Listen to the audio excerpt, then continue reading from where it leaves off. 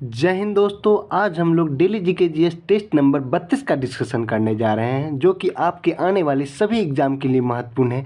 जैसे बीपीएससी, दरोगा, बिहार सचिवालय, एयरफोर्स के लिए बहुत ही महत्वपूर्ण क्वेश्चन लेकर आए हैं, जो कि आपके आने वाले सभी एग्जाम के लिए महत्वपूर्ण है। जो भी इस चैनल पर नए आए हैं, प्लीज़ चैनल को सब्सक्राइब कर लीजिए, ताकि हर वीडियो का नोटिफिकेशन सबसे पहले आप तक पहुँच सके।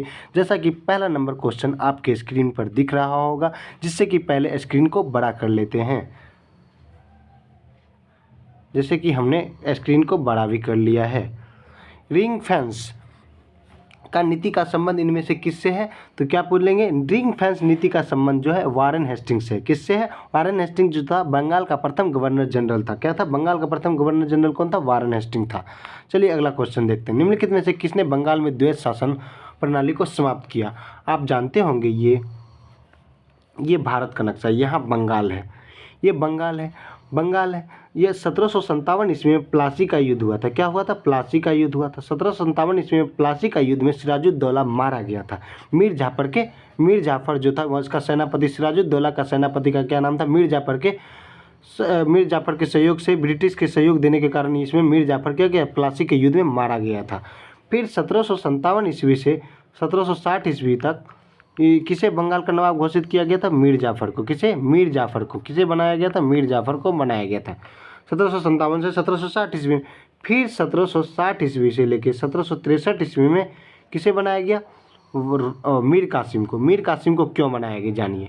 मीर कासिम को इसलिए बनाया गया 1760 से लेकर 1763 ईस्वी में, क्योंकि 1757 से 1760 ईस्वी में बंगाल में ऐसा स्थिति आ गया, भुखमरी आ गया, बंगाल का शासन ऐसा ही दयनीय हो गया, बंगाल का स्थिति इतना दयनीय होगा कि बंगाल को चलाने के लिए बहुत ही कठिनाइयों का सामना करना पड़ा मीर जाफर को। जिसके कारण मीर जाफर कहा कि अब मेरा दामाद है, जो कि मीर कासिम बहुत ही योग्य है, जिसे 1760 से 1760 ईस्वी में उसे बना दिया गया। और यह बहुत ही योग्य शासक होने के कारण इन्होंने क्या किया, अपनी राजधानी को, बंगाल में अपनी राजधानी जो था उसको बदलकर मुंगेर कर लिया। मुर्शिदाबाद को बदल कर क्या कर लिया? मुंगेर कर लिया। मुंगेर करने के बाद इन्होंने मुंगेर में बंदूक फैक्ट्री लगाया था। क्या लगाया था? बंदूक फैक्ट्री लगाया था। बंदूकों का फैक्ट्री किसने लगाया था? मीर कासिम ने लगाया था। और मीर कासिम के बहुत ही योग्य शासक होने के कारण अंग्रेजों इसको समझ गया, इसकी चालाकी को अंग्रेज समझ गया, और इसे 1763 में इसके पद से हटा दिया गया। और 1764 ईस्वी से 1765 ईस्वी में फिर से मीर जाफर को बना दिया गया। मीर जाफर को बनाया। और बक्सर के युद्ध के समय पूछेगा कि बंगाल का नवाब कौन था, तो बोलेंगे मीर जाफर था। फिर कह रहे हैं फिर उसकी 1765 ईस्वी में मृत्यु हो गई। 1764 से 1765 ईस्वी में फिर इसकी बेटा बना नजम उद्दौला। कौन बना? नजम उद्दौला इसका बेटा बन गया। बंगाल का नवाब कौन बना? और 1765 ईस्वी से जानते हैं 1772 ईस्वी तक बंगाल में द्वैत शासन लगा दिया गया। तभी का बंगाल का गवर्नर कौन था? रॉबर्ट क्लाइव था। कौन था? रॉबर्ट क्लाइव था। समझते हैं, रॉबर्ट क्लाइव था। और बंगाल का नवाब कौन था? ये नजम उद्दौला था। कौन था? नजम। और 1772 ईस्वी में वारेन हेस्टिंग्स ने क्या किया था? जो बंगाल का प्रथम गवर्नर जनरल था, उन्होंने द्वैत शासन को समाप्त कर दिया था। द्वैत शासन को समाप्त किसने किया था? Warren Hastings.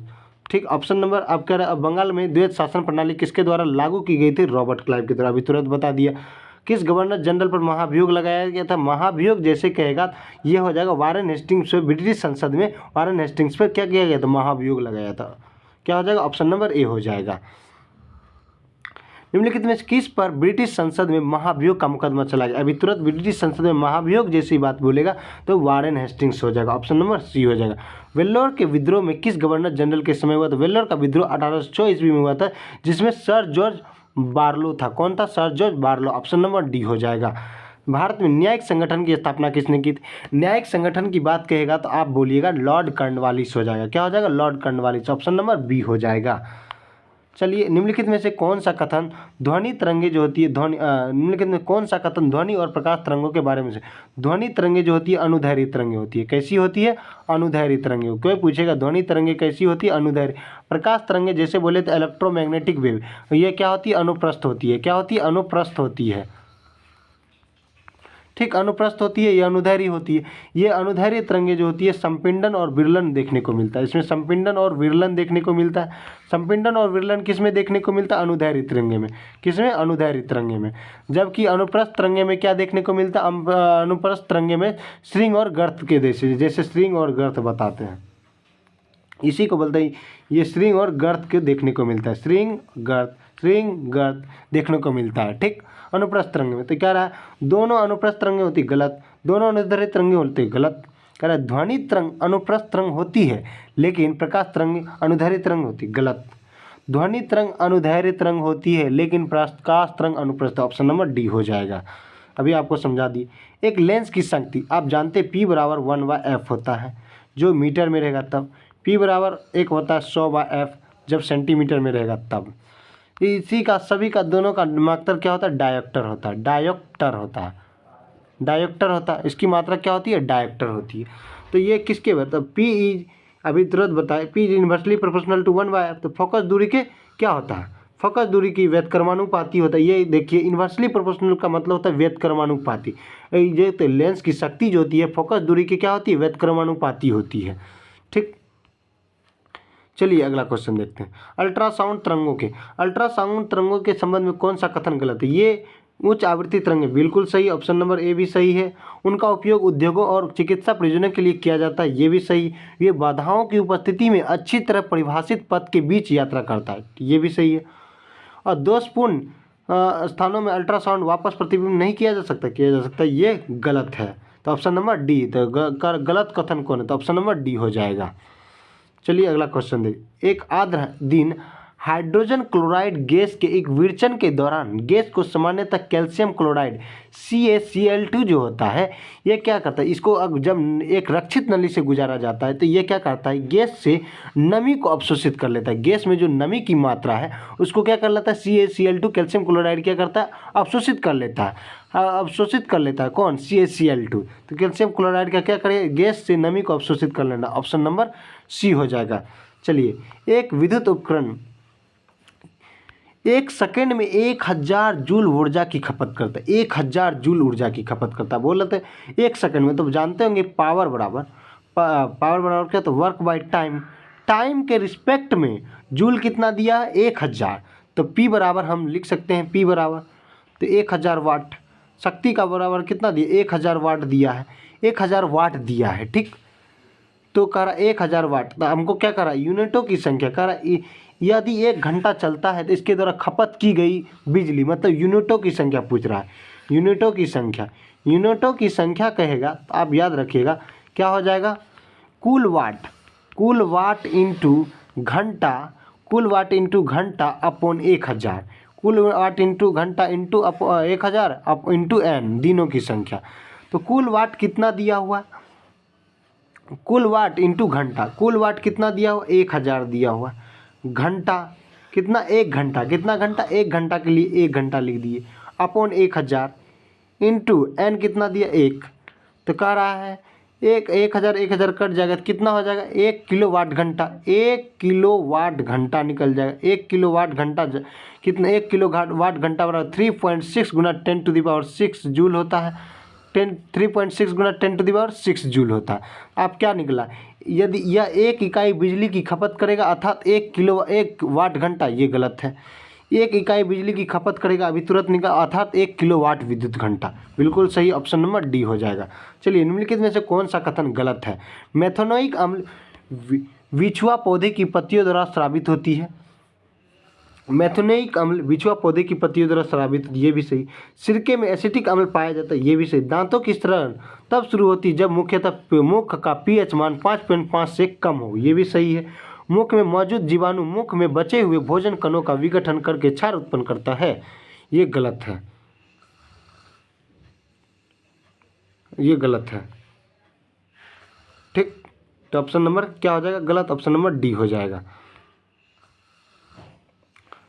सोडियम बाइकार्बोनेट और दुर्लभ खाद अम्ल का मिश्रण। सोडियम बाइकार्बोनेट बोले तो खाने का सोडा NaSCO3। जब इसमें आप टार्ट्रिक अम्ल मिला दीजिए, टार्टरिक अम्ल मिला दीजिएगा। कह रहा है दुर्लभ खाद्य अम्ल का मिश्रण। कौन सा दुर्लभ खाद्य का मिश्रण किया जाता है? जब इसमें टार्टरिक अम्ल मिला दीजिएगा, टार्टरिक अम्ल मिला दीजिएगा तो क्या प्राप्त होगा? बेकिंग पाउडर प्राप्त होगा। क्या हो जाएगा? Baking powder. बेकिंग पाउडर प्राप्त हो जाएगा। क्या हो जाएगा? बेकिंग पाउडर प्राप्त हो जाएगा। ठीक, तो देखिए क्वेश्चन में क्या कह रहा है।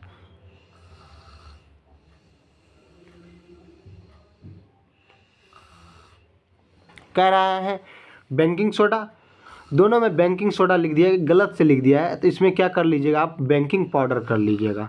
बेकिंग पाउडर, तो ऑप्शन नंबर सी सही कर लीजिएगा, या आप ऑप्शन नंबर ए को ही पाउडर करके सही कर सकते, कोई भी कर सकते हैं। निम्नलिखित में किस तत्व में अधिकतम परमाणु त्रिज्या? आप जानते होंगे कि आवर्त में बाएं से दाएं जाने पर, आवर्त में ऐसे आवर्त में बाएं से दाएं जाने पर परमाणु त्रिज्या क्या होती है? घटती है।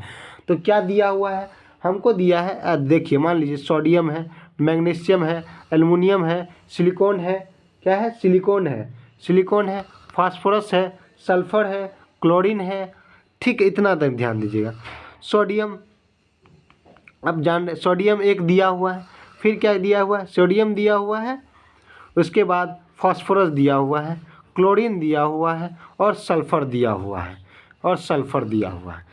कह रहा है अधिकतम परमाणु त्रिज्या। आप जानते हैं कि बाएं से दाएं जाने पर परमाणु त्रिज्या क्या होती है? घटती। जैसे जैसे बाएं से दाएं की ओर बढ़ेंगे, जैसे जैसे बाएं से दाएं की ओर जाएंगे तो परमाणु त्रिज्या घटते जाएगा। इसका मतलब सबसे अधिक क्या होगा? सबसे अधिक जो बाएं में होगा वो सोडियम सबसे अधिक हो जाएगा, क्योंकि सबसे अधिक बाएं में है। ऑप्शन नंबर डी हो जाएगा। निम्नलिखित में से निम्नलिखित परिस्थिति में किस में कार्य नकारात्मक बल द्वारा किया गया है? जब कोई वस्तु बल की दिशा में लंबवत गति दिशा में, अब जैसे मान लीजिए कोई वस्तु है, ये 5 kg का वस्तु है, इस पे बल भी लगाया जा रहा है इधर की ओर, घर्षण बल भी इधर है। तो आप बताइए, जब बल की दिशा में ही घर्षण बल, जब कोई वस्तु बल की दिशा में लंबवत दिशा में स्थानांतरित करेगा, तो बताइए सेम दिशा में डायरेक्शन गति करेगा, तो इसमें बताइए नकारात्मक बल होगा। उसी के दिशा में अगर गति करेगा तो पॉजिटिव हो जाएगा, उसी के विपरीत करेगा तब ना निगेटिव होगा, उसके विपरीत करेगा तब निगेटिव। जब कोई वस्तु बल की दिशा में किसी कोण पर स्थानांतरित, ये भी गलत है। जब कोई वस्तु बल की विपरीत दिशा में स्थानांतरित करता है, बिल्कुल सही है, बल के विपरीत दिशा में। ऑप्शन नंबर सी हो जाएगा। ध्वनि उत्पन्न होती है। ध्वनि कब उत्पन्न होता है? आप जानते होंगे ध्वनि जब वस्तुओं में कंपन अधिक होने से ध्वनि उत्पन्न होने लगती है। जब से वाइब्रेशन होती है तो उससे ध्वनि उत्पन्न होने लगती है। किसी पिंड में दोलन से, गलत। पिंड में वस्तु में आप दोलन कराएंगे तो ध्वनि उत्पन्न होगी? कभी नहीं। लोगों से बात करने पर, गलत। किसी वस्तु में गतिशील होने पर, गलत। वस्तुओं में कंपन होने पर ध्वनि उत्पन्न होती है। किससे? कंपन होने पर। चलिए, बिना विधानसभा का सदस्य निर्वाचित हुए, आप अगर विधानसभा का सदस्य नहीं भी रहते हैं तो मंत्री कितने समय तक रह सकते हैं? 6 माह तक, अधिकतम से अधिकतम 6 माह। भारत की पहली महिला मुख्यमंत्री कहेगा तो क्या हो जाएगा? पहली महिला मुख्यमंत्री कहेगा तो पहली महिला मुख्यमंत्री क्या हो जाएगा? सुचेता कृपालिनी हो जाएगा। क्या हो जाएगा? सुचेता कृपालिनी हो जाएगा। भारत की पहली महिला मुख्यमंत्री सुचेता कृपालिनी हो जाएगा। निम्नलिखित कथनों पर विचार कीजिए। निम्नलिखित में से किस राज्य में मुख्य सचिव को उस राज्य के राज्यपाल द्वारा नियुक्त किया जाता है?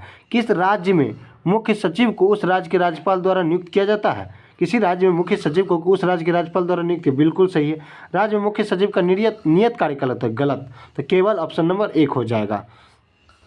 उच्च न्यायालय के न्यायाधीशों का वेतन और भत्ते, अगर कहेगा उच्च न्यायालय के न्यायाधीश के वेतन और भत्ते कहाँ से दिए जाते हैं? ये राज्य से, राज्य के संचित निधि से।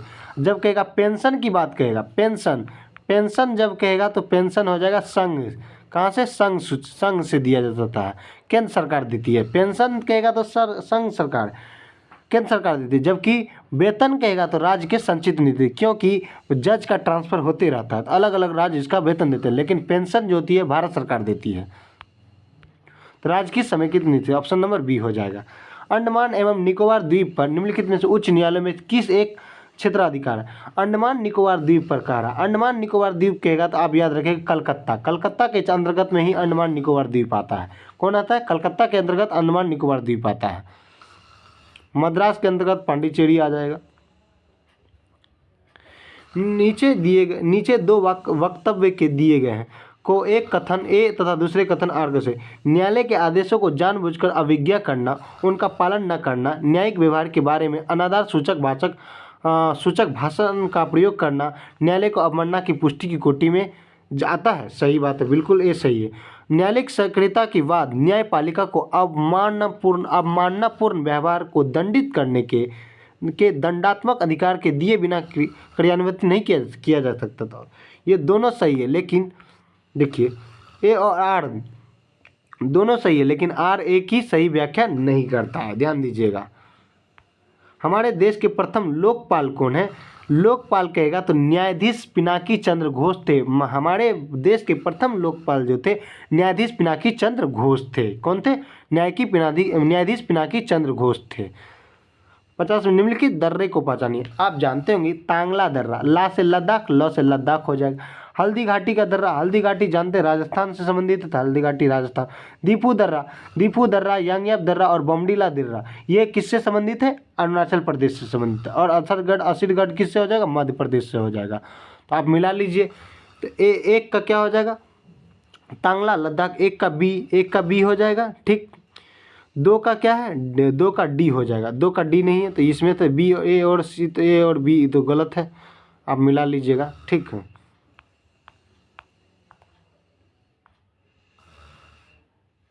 ऑप्शन नंबर क्या हो जाएगा? 1 का बी, 2 का डी, ऑप्शन नंबर डी ही होगा ना। निम्नलिखित में से कौन ठंडी जलधाराएं कौन सी? आप कैनारी की जलधाराएं भी जानते हैं ठंडी है। दक्षिणी अटलांटिक की जलधारा भी ठंडी है।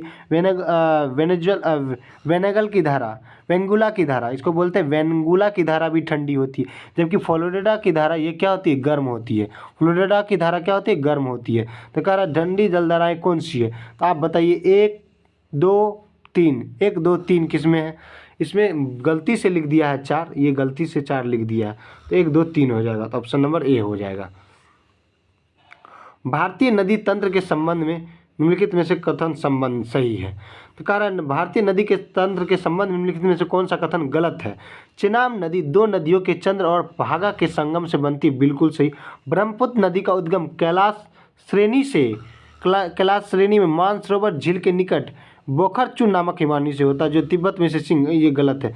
झेलम नदी का उद्गम कश्मीर में, ये देखिए काराकोरम पर्वत है, काराकोरम, लद्दाख, जास्कर और पीर पंजाल ये पर्वत है। ये किसका नाम है? पीर पंजाल क्या है?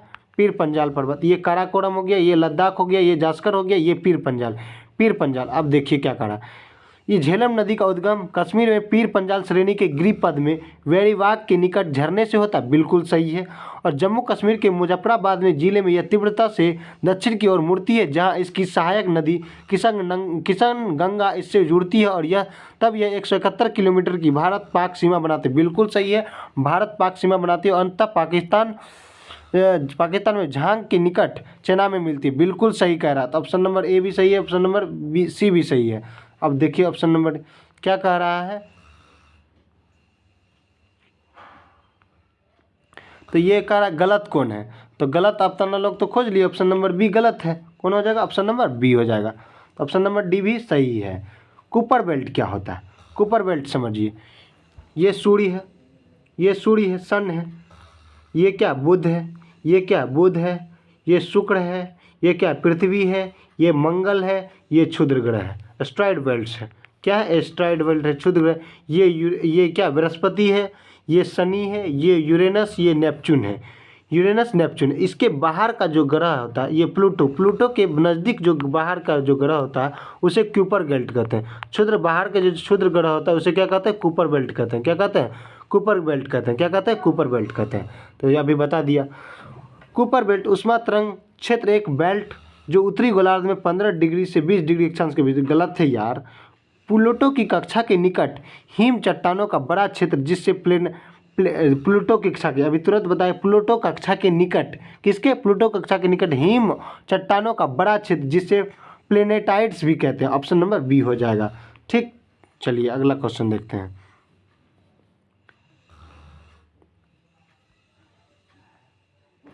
ऑप्शन नंबर 29 देखते हैं। पृथ्वी के स्तन मंडल के बड़े पैमाने पर गतियों का वर्णन के लिए प्लेट विवर्तनिक एक वैज्ञानिक सिद्धांत है। सही बात है। प्लेट विवर्तनिक के संबंध में निम्नलिखित कथनों पर कौन सा एक सही नहीं है? कह रहा ऑप्शन विवर्तन प्लेट महासागरीय स्तन मंडल और अपेक्षाकृत मोटे महाद्वीपीय स्तन मंडल से बनी होती है, बिल्कुल सही है। Option number A. पृथ्वी के स्तन मंडल की प्रबलता अंतर्निहित दुर्बलता मंडल की अपेक्षाकृत उच्च होने के कारण विवर्तनिक प्लेट के गति के करने में असमर्थ है, बिल्कुल सही है। पृथ्वी का स्थल मंडल विवर्तन प्लेटों में खंडित होते, बिल्कुल सही। देखिए ये स्थल मंडल 7 प्लेटों में खंडित होते। कितने प्लेटों में? 7 प्लेटों में खंडित होते हैं। कितने प्लेटों में?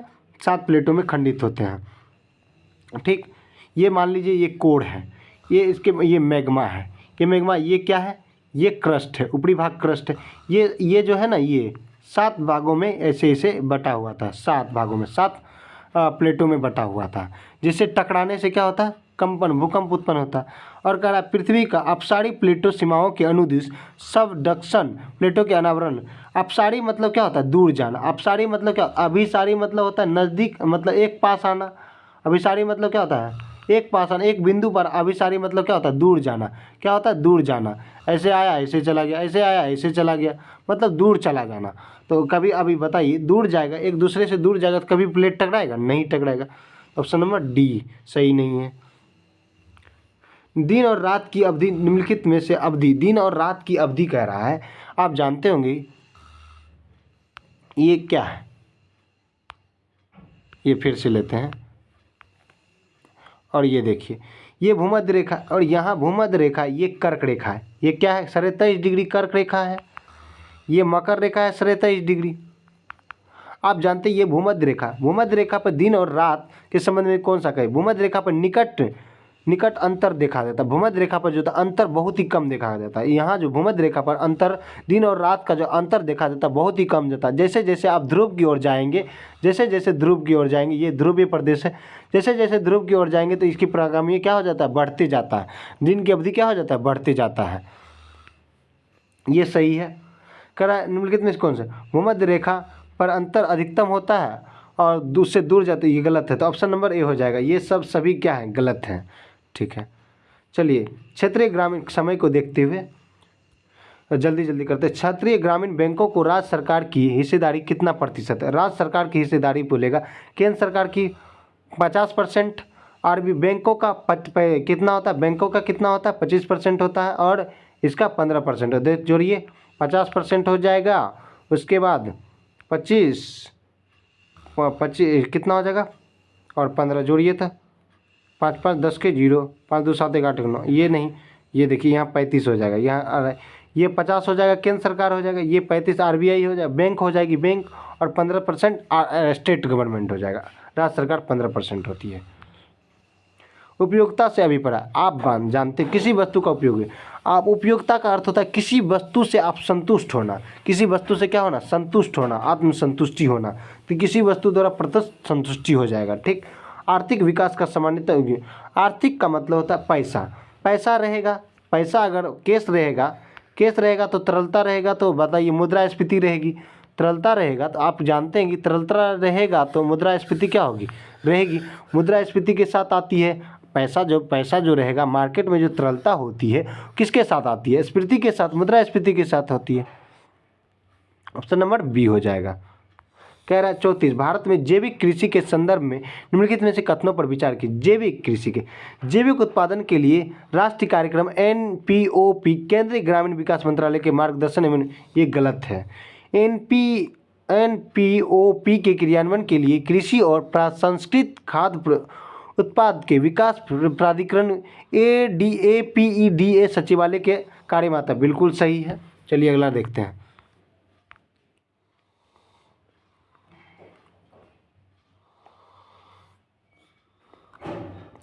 कह रहा है क्या कह रहा है? कह रहा है निम्नलिखित कह रहा है तीसरा नंबर ऑप्शन कह रहा है, क्या कह रहा है? तीसरा नंबर ऑप्शन सिक्किम भारत का पहला पूरी तरह से जैविक राज्य बन गया। बिल्कुल सही है। तो बताइए 2 और 3 सही है, एक तो गलत था, 2 और 3 क्या है? सही हो जाएगा। इनमें से निम्नलिखित में से कौन सी लागत स्थिर लागत है? आप जानते कच्चे माल, ये कच्चे माल स्थिर लागत नहीं है। कच्चे माल पर होने वाला खर्च ये स्थिर लागत है नहीं। आप जानते होंगे कि आज टमाटर का मूल्य 10 रुपये है, ये स्थिर, कल हो सकता है ये 15 रुपये। ये स्थिर लागत नहीं है, ये स्थिर खर्च नहीं है। परिवहन के लिए ये स्थिर लागत नहीं है, जैसे ये स्थिर लागत है नहीं। अब मशीनों पर होने वाला व्यय स्थिर लागत है, क्योंकि मशीन को आप जब खरीद लेंगे तो एक उस पर रेंट आप मान लीजिए कोई कोचिंग एक हॉल ले लिए, उसको आप पढ़ा रहे हैं, या पढ़ाइए ना पढ़ाइए तो भी आपको ऋण देना ही पड़ेगा। ये स्थिर लागत है। ये इसमें आपको 2000 रुपया है तो 2000 रुपया लगेगा। ये स्थिर लागत है, मतलब ये कांस्टेंट लागत है। ये इसका मूल्य नहीं क्या कहता है, इस आप पढ़ाइए या ना पढ़ाइए आपको देना ही पड़ता है। ये स्थिर लागत हुआ। ठीक, चलिए अगला क्वेश्चन देखते हैं। क्रमानुकुंचन की प्रक्रिया कहाँ होती है? आप जानते हैं कि ये ग्रास नली है। ये क्या है? ये ग्रास नली, ये मुख्य गुहा से भोजन जब जाती है ग्रास नली, और ग्रास नली से जानते होंगे कि ये भोजन कहाँ जाता है? पेट में जाता है। पेट में जाने के कारण आमाशय में जो जाती है, ये किसके माध्यम से? क्रमानुकुंचन। अगर अचानक गिरेगा, ढप ढप की आवाज़ है, इसमें इसे क्रमानुकुंचन, फूलता है पचकता है, फूलता है पचकता है। ये क्रमानुकुंचन की क्रिया कहाँ देखने को मिलता है? ग्रास नली में देखने को मिलता है। ठीक है। कीट भक्षी पौधे के संदर्भ में निम्नलिखित कथनों पर विचार कीजिए। अमर बेल नामक पौधा कीटों तथा बहुत छोटे जंतुओं को पकड़कर उनका गलत। अमर बेल पौधा जो होती है एक दूसरे पौधे पे क्या करती है? छाप लेती है, मतलब ये लत्ती के समान होती है, आकृति होती है, ये छाप लेती है दूसरे पौधे पे। क्या करती है? छाप लेती है। ये नहीं होता। कीट भक्षी पौधे नाइट्रोजन की प्राप्ति हेतु, आप जानते होंगे कि शरीर में नाइट्रोजन की कमी होगी, मतलब प्रोटीन की कमी होने के लिए नाइट्रोजन को पूर्ति करना होता है। तो कीट भक्षी पौधे नाइट्रोजन की प्राप्ति के लिए इन कीटों को पकड़ते हैं। कीटों के जिसमें नाइट्रोजन, देखिए मान लीजिए हमारा शरीर जो बना है नाइट्रोजन को बना, तो उसको खाने जाने से इसको क्या होता है? नाइट्रोजन की प्राप्ति हो जाती है। ये भी से नेपेथनीज और डोसेरा आदि अन्य प्रमुख कीटभक्षी पौधे हैं। बिल्कुल सही है। ऑप्शन नंबर 2 और 3 हो जाएगा, तो बी हो जाएगा ऑप्शन नंबर। आर्थिक अंत चिकनी अंत प्रद्रव्य, स्मूथ एंडोप्लाज्मिक रेटिकुलम जो होता है, smooth endoplasmic reticulum and smooth endoplasmic reticulum पर जो होता है वसा, क्या होता है? वसा का संश्लेषण होता है। किसका संश्लेषण? वसा। जबकि पूछेगा वसा, और जबकि रफ के पास रफ एंडोप्लाज्मिक रेटिकुलम पे जो होता है रफ एंडोप्लाज्मिक रेटिकुलम प्रोटीन संश्लेषण होता है। किसका संश्लेषण होता है? प्रोटीन संश्लेषण होता है। और स्मूथ पे लिपिड बोले तो लिपिड हो गया या वसा बोलिए, एक ही बात हुआ। डीएनए के D helix, double helix, DNA की आकृति आप लोग पढ़े होंगे। एक ऐसे तरह से होती है, एक ऐसे और एक ऐसे होता है।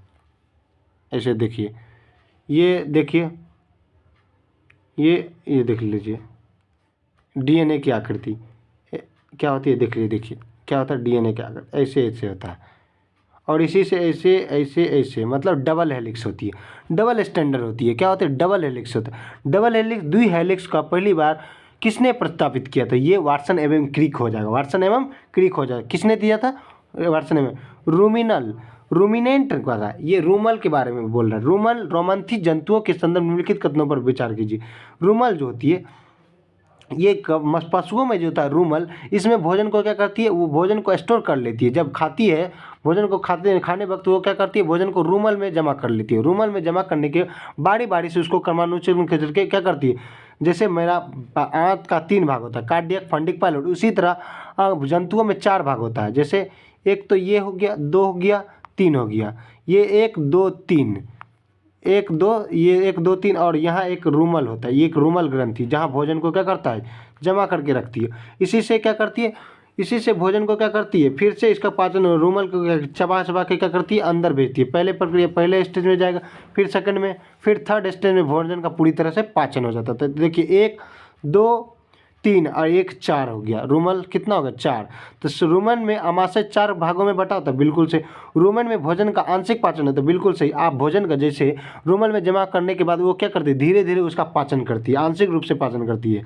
बाद में जंतु छोटे छोटे पिंडकों के रूप में मुख में लाता है तथा इसे चबाता, इससे रोमंथन जुगाली करना कहते हैं। बिल्कुल सही है। 1 2 3 ऑप्शन नंबर डी हो जाएगा। हाल ही में भारत टैक्स 2024 का उद्घाटन कहाँ किया गया? दिल्ली। ऑप्शन नंबर ए हो जाएगा। भारत में के पहले सेप्टिक टैंक सफाई रोबोट का नाम क्या है? ये क्या हो जाएगा? होमोसॉफ एटम हो जाएगा। क्या हो जाएगा? होमोसॉफ एटम हो जाएगा। हाल ही में विश्व व्यापार संगठन WTO वर्ल्ड ट्रेड ऑर्गेनाइजेशन 13वां मंत्री स्तरीय सम्मेलन कहाँ शुरू हुआ? ये अबू धाबी में, UAE के अबू धाबी में। हाल ही में प्रधानमंत्री नरेंद्र मोदी किस राज्य के पहले रेलवे स्टेशन रंगपो स्टेशन की आधारशिला रखी है? ये सिक्किम में। कहाँ? सिक्किम में होगा। हाल ही में निधन हुए पंकज उदास का संबंध किस क्षेत्र से था? गायक से। हाल ही में इंडोनेशिया उपग्रह मेरापुती टू किससे लॉन्च किया? स्पेस एक्स से। क्या हो जाएगा? Space x. हाल ही में विश्व बैंक के GEF की पहली महिला डायरेक्टर कौन बनी है? गीता गोपीनाथ। ये बहुत ही इंपॉर्टेंट क्वेश्चन करंट अफेयर का है। गुलमर्ग में आयोजित खेलो इंडिया विंटर गेम्स 2024 में टॉप पर कौन रहा? ये भारतीय सेना रही। Option number A. हाल ही में विश्व NGO दिवस की बात करेगा। NGO दिवस 2024 में कब मनाया गया? 27 फरवरी को। कब मनाया गया NGO दिवस? 27 फरवरी को मनाया। हाल ही में दुनिया की सबसे बड़ी सहकारी अनाज भंडारण योजना के पायलट प्रोजेक्ट का उद्घाटन किसने किया है? नरेंद्र मोदी ने किया है। अगर दोस्त आपको वीडियो अच्छा लगा हो तो प्लीज़ वीडियो को शेयर कीजिए, ताकि आपका एक लाइक और सब्सक्राइब हमको मोटिवेशन उत्पन्न करता है। क्या करता है? मोटिवेशन उत्पन्न करता है, जिससे हम भी मोटिवेट होकर वीडियो बनाते हैं। इसलिए प्लीज़ दोस्त, सब्सक्राइब करने में 0.1 सेकेंड लगता है। प्लीज़ सब्सक्राइब करके एक लाइक का बटन दबा दीजिएगा। जय हिंद दोस्तों, बाय। फिर इसी टाइम पे मिलते हैं।